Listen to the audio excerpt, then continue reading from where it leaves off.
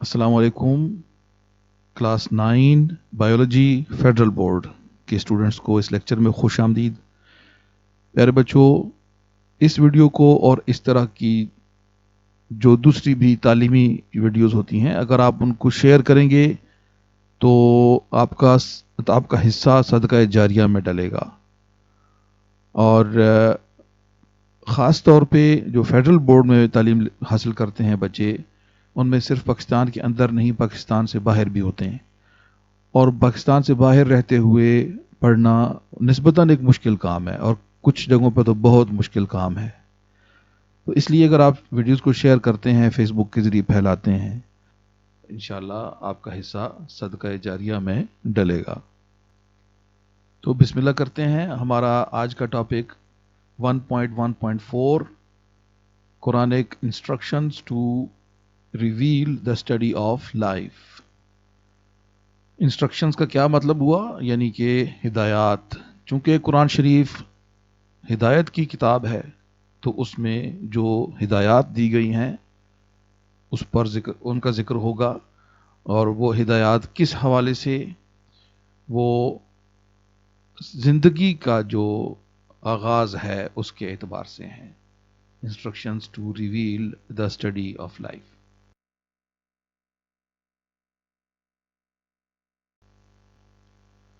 What science is finding today, the Holy Quran has already hinted several hundred years ago. What science is finding today, آج science جس چیز کو تلاش کر رہی ہے، the Holy Quran has already hinted. قرآن شریف نے پہلے ہی اس کی طرف اشارہ کر دیا ہے. several hundred years ago، کئی سینکڑے سال، کئی سو سال پہلے. The Holy Quran is a book for all times to come. قرآن شریف آنے والے تمام زمانوں کے لیے مکمل کتاب ہے، ہدایت کی کتاب ہے. یعنی کہ it gives us spiritual, moral and practical knowledge. یہ ہمیں کیا دیتا ہے؟ قرآن شریف سے ہمیں کس قسم کا علم ملتا ہے؟ اسپریچول یعنی روحانی، مورل یعنی اخلاقی، اینڈ پریکٹیکل اور عملی نالج، علم جو ہے وہ ہمیں ملتا ہے. There are many verses in Quran which tell us about the origin of life. قرآن شریف میں بہت ساری ایسی آیات ہیں جو ہمیں زندگی کے آغاز کے بارے میں بتاتی ہیں. Few are here. کچھ چند ایک کو ہم یہاں پیش کرتے ہیں. Number 1, origin of life in water. یعنی پانی میں زندگی کا آغاز. وَجَعَلْنَا مِنَ الْمَاءِ كُلَّ شَيْءٍ حَيٍّ. We made every living thing from water. Surah Anbiya 21, Ayat 30.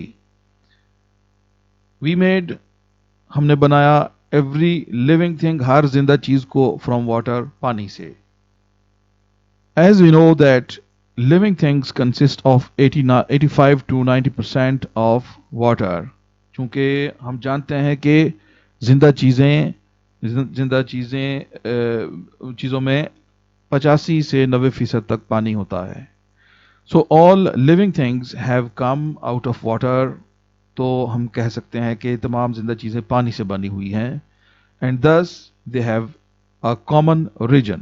تو اس طرح تمام زندہ چیزیں، ان کا جو آغاز ہے وہ ایک ہی جگہ سے ہوا ہے، یعنی کہ پانی سے ہوا ہے.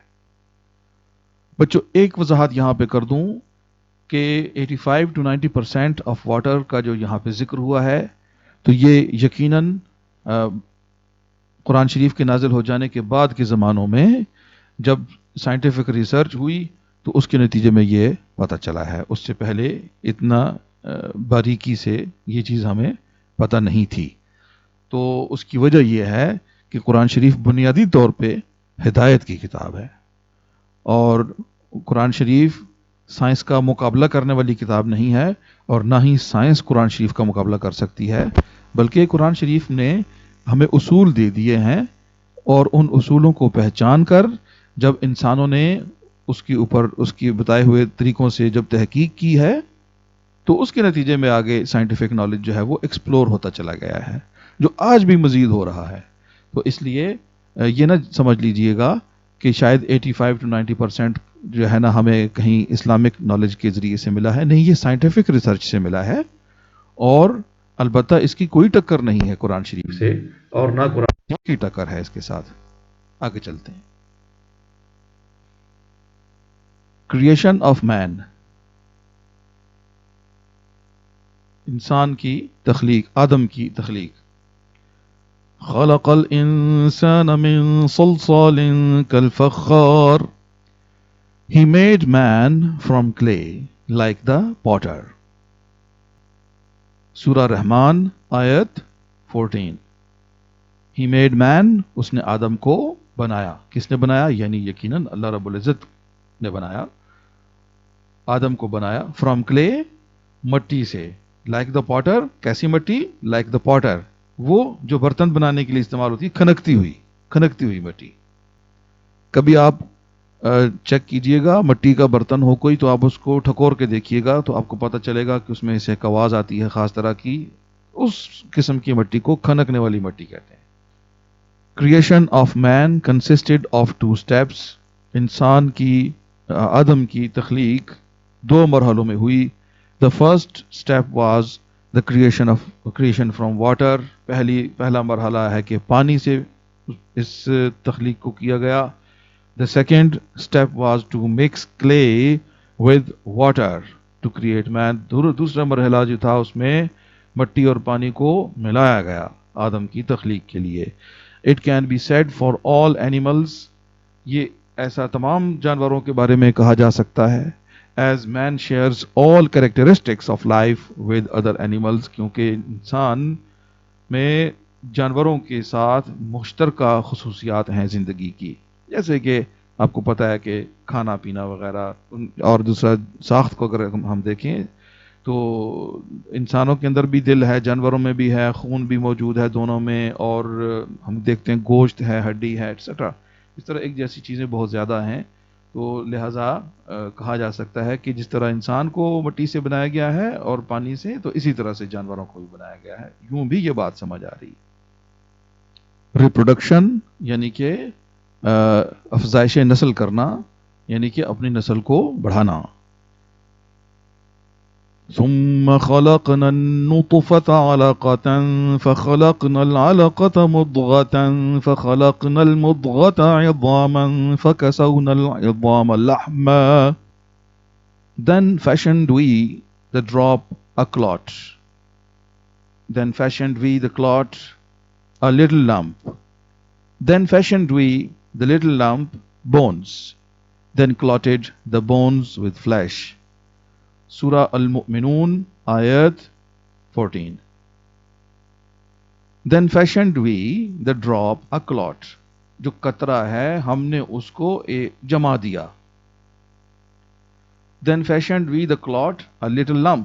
پھر ہم نے اس جمے ہوئے قطرے سے لوتھڑا بنایا. Then fashioned we the little lump bones. اس لوتھڑے سے ہم نے ہڈیاں بنائیں. Then clotted the bones with flesh. پھر ہڈیوں کے اوپر گوشت کو کس دیا، چڑھا دیا. After creating life, Allah began the process of reproduction for the continuity of life. زندگی کو پیدا کرنے کے بعد اللہ رب العزت نے ریپروڈکشن کو شروع کیا تاکہ زندگی کو جاری رکھا جائے. پیارے بچوں، اس کا ذکر ہمیں قرآن شریف میں کم از کم ایک اور مقام بھی ہے جہاں پر ملتا ہے. وہ سورہ نساء ہے. سورہ نساء کے شروع میں ذکر ہے.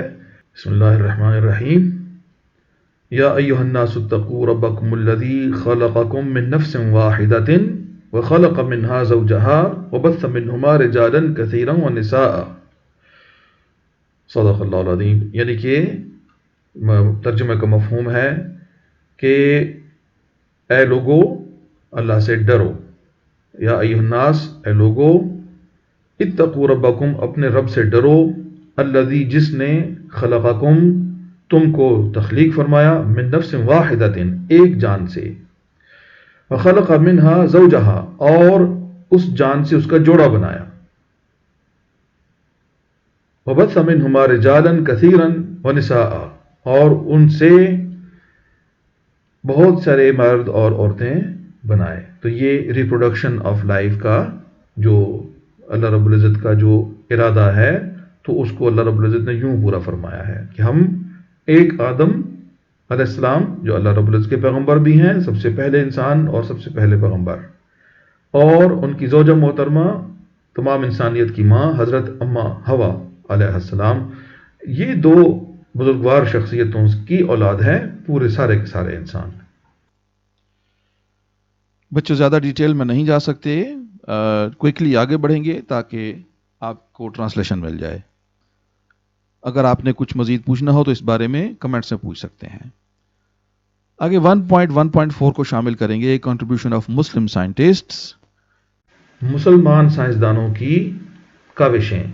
کاوشیں کہہ لیں، کوشش کہہ لیں، جو سائنسی علم کے اندر حصہ ڈالنا ہوتا ہے دراصل کنٹریبیوشن. تو مسلم سائنٹسٹ نے کیا کارنامے کی، ہم اس کو یہاں پڑھیں گے. Muslim scientist have made great contribution in the field of biology. Biology کے میدان میں مسلم سائنسدانوں نے بہت حصہ ڈالا. The knowledge of Jabir bin حیان، Abdul Malik اسماعی and Abu Ali Sina have contributed much in the development of present day knowledge of plants and animals. تو ان شخصیتوں نے، جابر بن حیان نے، جیسا کہ یہاں پر عبد المالک ہونا چاہیے، بی مسنگ ہے یہاں مجھے لگ رہا ہے، عبد المالک اسماعی اور ابو علی سینا نے پودوں اور جانوروں کے بارے میں بہت کچھ ایکسپلور کیا. تو سب سے پہلا پوائنٹ ہے Jabir bin Hayyan, he introduced experimental investigation in chemistry. تو اس ایکسپیریمنٹل انویسٹیگیشن کا مطلب ہے کہ آپ کو کوئی خیال آیا ہے، آپ کچھ آئیڈیا رکھتے ہیں، کیمسٹ ہیں آپ یا سائنٹسٹ ہیں، تو ایکسپیریمنٹ کے ذریعے سے اپنے خیال کو انویسٹیگیٹ کریں، اپنے خیال کی جانچ پڑتال کر کے اس کو دیکھیں کہ آپ کو جو خیال آیا وہ ٹھیک تھا کہ غلط تھا. تو یہ ایکسپیریمنٹل انویسٹیگیشن آپ سے پہلے حضرت یعنی محترم جابر بن حیان سے پہلے نہیں ہوا کرتی تھی، انہوں نے شروع کی ہے تو باقی لوگوں کو بھی یہ ٹھیک لگا طریقہ اور انہوں نے بھی اختیار کیا. He wrote number of books on plants and animals, انہوں نے جانوروں اور پودوں پر بہت ساری کتابیں لکھی ہیں. نمبر آف بکس کا مطلب ہوتا یہ ہے، نمبر آف جو لفظ ہے اس کا مطلب ہوتا ہے زیادہ، اور اس میں پہلے آ بھی ہونا چاہیے، لکھا ہوا نہیں، یہاں مسٹیک وہ مس ہو گیا ہے. He wrote a number of books ہوتا ہے. His famous books are النباتات and الحیوان. ان کی یہ دو مشہور کتابیں ہیں، النباتات اور الحیوان. آپ سمجھ گئے ہوں گے کہ الحیوان تو جانور ہوتا ہے، یہ حیوان جانور کو کہتے ہیں ہم، اور النباتات پھر کیا ہوا، پودے. Bu Ali Sina, Bu Ali Sina is known as the founder of medicine. Bu Ali Sina کو دوا سازی کا بانی مانا جاتا ہے. فاؤنڈر یعنی بانی، بنیاد رکھنے والا، شروع کرنے والا. He was a physician, philosopher, scientist, astronomer and a poet. یہ سب خوبیاں تھیں، یہ بہت بڑی خوبیاں ہیں. ایک ہی وقت میں وہ ڈاکٹر بھی تھے، یعنی علاج کرتے، فزیشین کا مطلب علاج کر معالج. فلاسفر تھے، فلسفی تھے یعنی کہ سائنسدان تھے، اور اسٹرانومر بھی تھے یعنی ماہر فلکیات، اور شاعر بھی تھے. His famous books are The Book of Healing and The Canon of Medicine.